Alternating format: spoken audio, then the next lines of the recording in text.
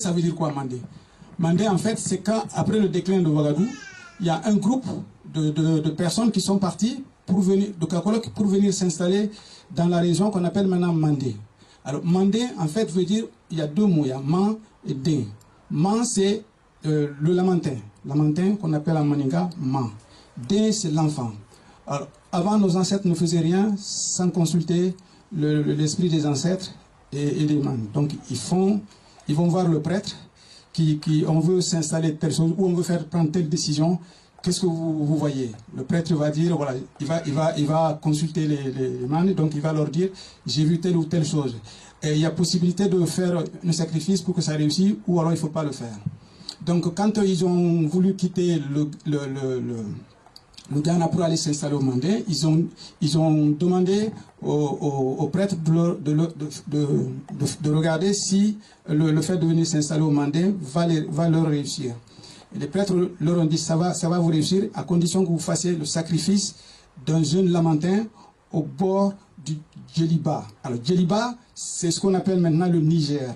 Djeliba, pourquoi aussi Djeliba? Parce que Djeli c'est le sang encore, Ba c'est fleuve, ça veut dire le fleuve du sacrifice. C'est pour ça que les Mandingues appellent le fleuve Niger Djeliba. Djeli c'est toujours le sang, parce que quand on fait les sacrifices, donc c'est ça.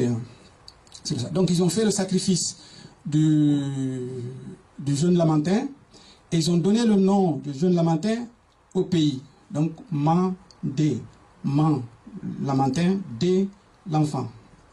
À partir de là, ils ont créé le premier village qu'ils ont créé, ils ont appelé ce village Mani.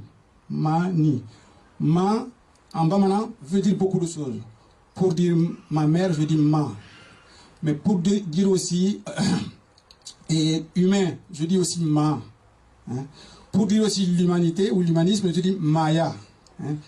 J'ai vu tout à l'heure, c'est marqué Moukadi le Mouya, ça veut dire le Maya, Moya, c'est la même chose. Donc on voit qu'il y a une continuité culturelle dans toute l'Afrique. Quand vous remarquez très souvent, vous verrez que toute l'Afrique, d'ailleurs les griots le disent au Mandin, il y en a qui disent qu'il y a 80 ou 85% de la population de toute l'Afrique qui est passée par cette partie du Mandin, non pas parce que c'était seulement une voie d'immigration.